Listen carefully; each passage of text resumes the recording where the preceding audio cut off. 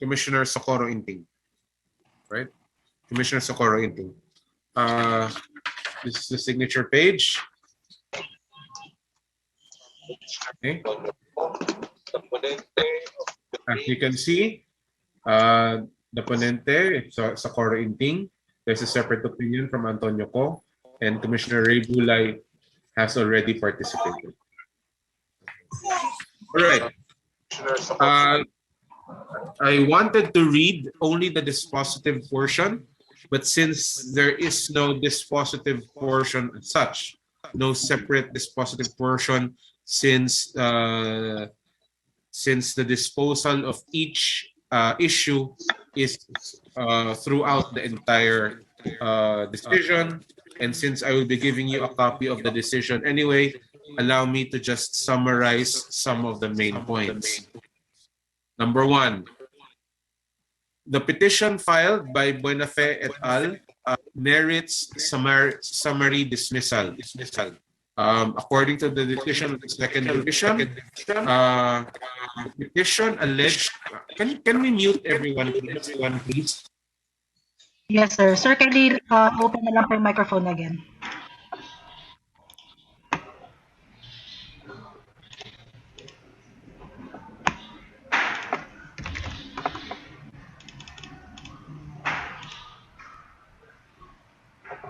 Open your mic na lang po, sir.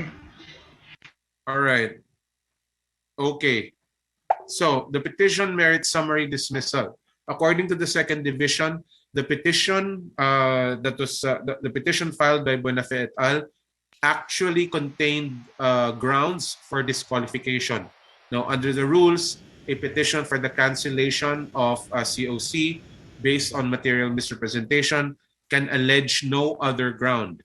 But in this case, they alleged material misrepresentation as well as alleging grounds for disqualification, which under the rules would have merited summary dismissal. So the second division notes that this case could have been dismissed summarily on that ground alone. However, the division decided to forego that particular rule and decided to simply tackle the issues to settle the matter once and for all. Second, the respondent's material representation is not false. The division had opportunity to discuss what the term material representation means, and it defined the term material representation following Supreme Court jurisprudence as something that affects the eligibility of a candidate to run. In this case, the division returned to the decision of the Court of Appeals to determine whether or not a material misrepresentation was actually made. And the division noted the following. First, the CA decision on the tax case of Ferdinand Marcos Jr. Did not contain any disqualification, right? So first, did not contain any disqualification. Second, the second division ruled that the National Internal Revenue Code of 1994 did not apply to the case because it would have that would have resulted in a retroactive application since the NIRC of 1994 took effect only 1986, whereas the cases involved in this case were 82, 83, and 84. So for this reason, when respondent Marcos Jr. Checked the item on the COC saying that he has no disqualifications, that it was not a misrepresentation. The division further found that there was no deliberate attempt to mislead. There was no deliberate attempt to mislead the commission, contrary to the allegations of the respondents. The division likewise noted that failure to file an income tax return is not a crime involving moral turpitude. All right. So those are the main points of the decision of the second division. We will make this available to you today. Okay. I do have the printed copy already, but I will make available to you the soft copy as well, so you'll be able to read it immediately. The hard copy, if anyone wants it, please just inform the COMELEC, the EID staff at the press room. Okay. Moving on to other matters. We are now waiting on the final ballot phase. Please stay tuned. We might make that announcement later today. Okay. So, ladies and gentlemen, that's it. That's all I have for you today. Thank you very much. Are there any questions?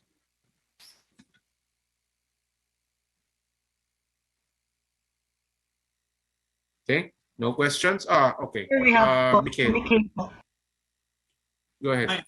Director James, what's the status of the cases pending with the first division, the 3 consolidated ones? We're still waiting on those decisions. So no word yet. Are we expecting a decision to be announced today or not? I really can't say. I'm waiting for word from Commissioner Guanzon. Okay, sige sir. Thank you. Thank you. So we have another Philip? from Miss Melissa. Hi, sir. Actually, I just also wanted to follow up on the first First. division, but yeah, address. Sir, yung dun sa ballot phase. So if the ballot phase Oh. comes out today, not necessarily naman na printing also right after, no, sir? Definitely. The ballot phases come out today. After that, we will announce the start of the schedule of printing, because we have to walk through NPO before we start printing. Okay, we have to. So dapat show, kasabay siya, sir. mauna mo na yung walkthrough, right? And then after that, ballot printing starts. When ballot printing starts, we will not be able to go inside the printing area. We will only be confined to the observation area. So we've insisted that we hold a walkthrough before we actually start ballot run. Okay. Sir, tas ilang weeks yung Right. expected period ng printing? We'll have to find out first what the maximum running capacity of the machines are. We will find that out within the day of the start of printing. All right. Okay. Thank you, sir. So we will give you the timetables then. Okay. Tina, Sir, we have Miss Tina po from GMA. Miss Tina, go ahead po. Hi, sir. Good morning. Sir, itong Morning. decision... Good morning po. Sir, itong decision po ng division, is this unanimous? And how many days do the petitioners have to appeal? itong second division. Ito. Yes, sir. Cancel COC. This is unanimous in the result. There is a separate opinion from Commissioner Antonio Po. But in the result, it's unanimous. How many And days to appeal? sir, no? Normally 5 days to appeal. All right. Sir, and then once the ruling of the NBank comes out, the decision is final as far as the COMELEC is concerned, correct po? That is correct. All right. Thank you, sir. That's it from me. All right. So we have another from Miss Ina, Reformina of EBS. Miss Go ahead. Ina.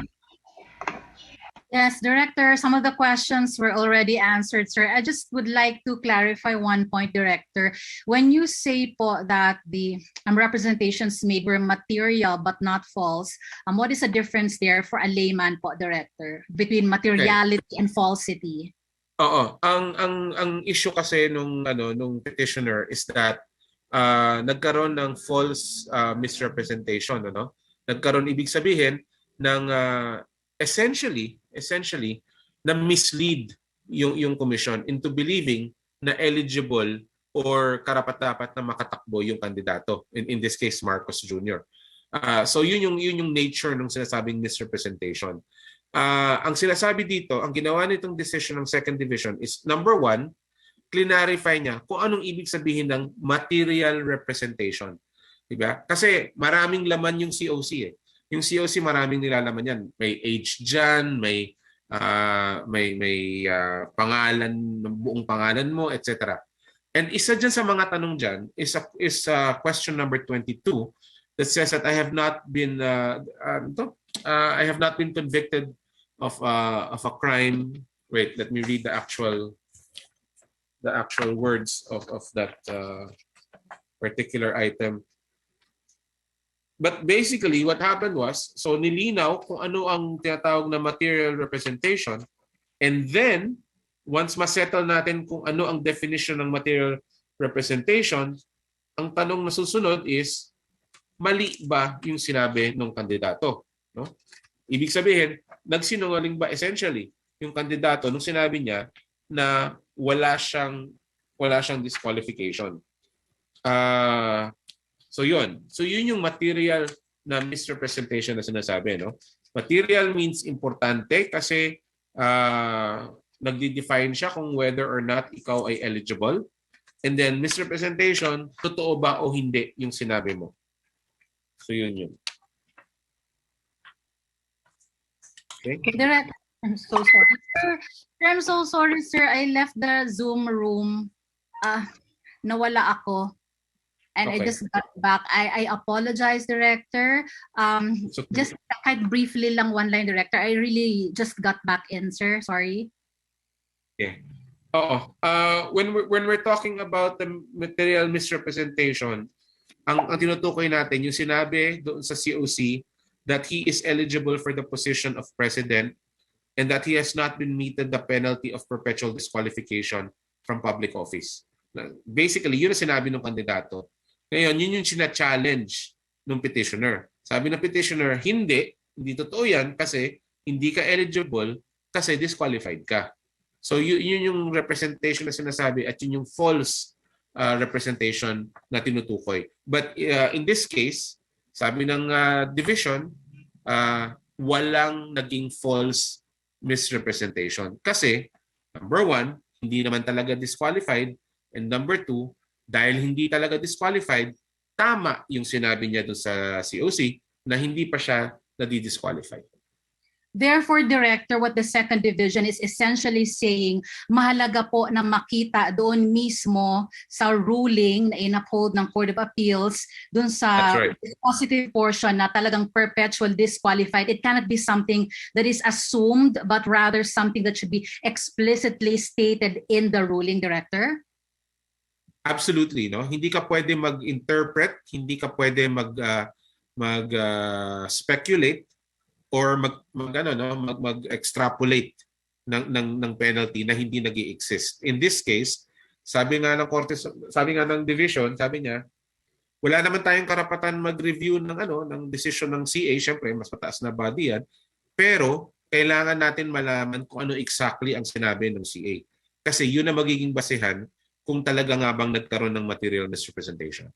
And ayon doon sa analysis nung sinulat doon sa dispositive portion ng Court of Appeals, walang nakalagay na disqualification doon. So, walang disqualification. Director, just to clarify on the consolidated petitions before the first division, sir, has there been a deliberation already? Is there a draft already? Or are we still dun sa proseso that the commissioners have yet to deliberate on it or are still deliberating? Therefore, there is no draft therefore, they will have to vote still on the consolidated petitions. No, as far as I know, when we say it's been submitted for resolution, you're really just waiting for the final decision to be written. As far as I know, nagkaroon na yan ng consultation, nag-usap na yan sila, and we're just waiting for the decision to be written. Sir, is it confirmed, Director, that one of the reasons for the delay is because one of the staff of the author, if I'm not mistaken, contracted COVID-19? And how will that affect now the promulgation of the ruling? What is the timeline that we're now looking at if indeed that is confirmed po, Director James? I cannot speak to the impact of staff having COVID. At this point, all I really know is that there is nothing to promulgate. So I'm waiting for word from the first division, particularly the presiding officer of the first division.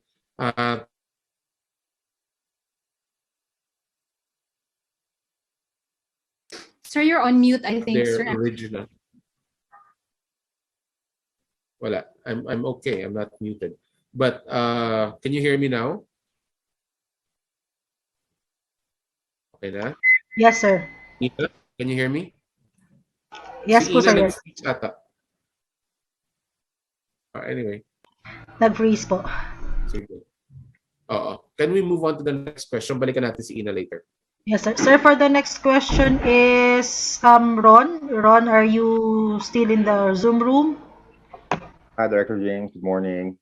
So, sir, Morning. clarify ko lang po yung mga cases natin ngayon. So, we have 7 pending cases against... Naglabas na ako niyan isang araw Hindi, Naglabas na ako niyan isang araw, Ron.